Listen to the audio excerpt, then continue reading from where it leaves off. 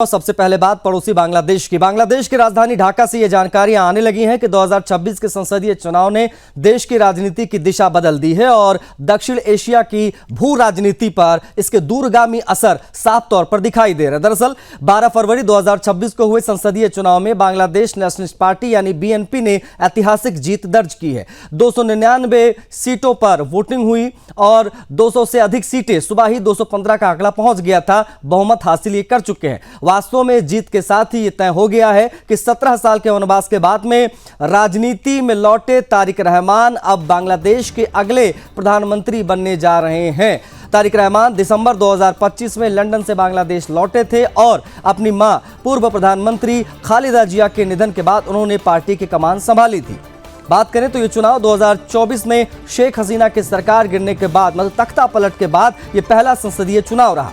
इस चुनाव में आवामी लीग को हिस्सा लेने की अनुमति नहीं दी गई, मतलब आवामी लीग यानी वही शेख हसीना वाली पार्टी वो चुनाव नहीं लड़ पाई। 35% वोट बैंक उनके पास था, ऐसा कहा जाता है। खैर, बीएनपी ने जमात इस्लामी और नेशनल सिटीजन पार्टी के गठबंधन को निर्णायक रूप से हराया है। दरअसल तारिक रहमान की राजनीति का केंद्र बांग्लादेश फर्स्ट नीति है, जिसमें लोकतंत्र, भ्रष्टाचार मुक्त शासन और आर्थिक सुधार को प्राथमिकता दी गई है। लेकिन इस जीत के साथ ही सबसे बड़ा सवाल भारत बांग्लादेश संबंधों को लेकर खड़े होने लगे हैं। भारत और बांग्लादेश के रिश्ते ऐतिहासिक रहे हैं।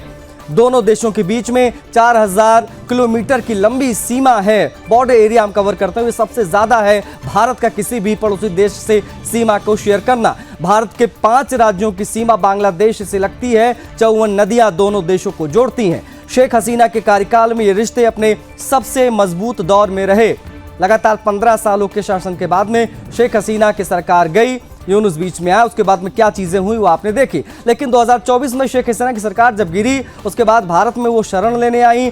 उसके बाद में जिस प्रकार से बांग्लादेश और भारत के रिश्तों में खटास हुई, वो तमाम चीजें भी खबरों के माध्यम से आती रही। बावजूद बीएनपी के सक्रिय होने के बाद भारत ने संबंध सुधारने की पहल की है। 30 दिसंबर को खालिदा जिया के निधन पर प्रधानमंत्री मोदी ने शोक संदेश भेजा। विदेश मंत्री एस जयशंकर ने अंतरिम सरकार में शामिल भी, वो अंतिम संस्कार में शामिल हुए अंतरिम सरकार के उस दौर में, जहां उनकी मुलाकात तारिक रहमान से भी हुई थी। आपको बता दें कि तारिक रहमान की जीत पर प्रधानमंत्री मोदी ने सार्वजनिक रूप से बधाई दी और एक लोकतांत्रिक, प्रगतिशील और समावेशी बांग्लादेश के समर्थन की बात कही। तारिक रहमान भी भारत के साथ आपसी सम्मान, समझ और बराबरी पर आधारित रिश्तों की वकालत कर चुके हैं। लेकिन वास्तव में चुनौतियां बाकी हैं। जानकारी के अनुसार शेख हसीना के सरेंडर की मांग, तीस्ता जल समझौता और सीमा विवाद जैसे मुद्दे भारत बांग्लादेशी संबंधों की अगली परीक्षा होंगे। फिलहाल इतना तय है कि ढाका में सत्ता बदली है और उसका असर नई दिल्ली तक महसूस हो रहा है। बांग्लादेश चुनाव प्रमुख उम्मीदवारों के जो रिजल्ट हैं वो हम आपको दिखा रहे हैं। जमात इस्लामी और बीएनपी के जो कैंडिडेट जीते, तारिक रहमान अपने दोनों सीटों पर जीत दर्ज करने में कामयाब रहे और लंबे अरसे के बाद में वो, ये देखिए, शफीकुर रहमान जमात इस्लामी ढाका जीते चुनाव और नाहिद इस्लाम ये एनसीपी ने भी सीटें जीती हैं। ये भी देखने वाली बात है।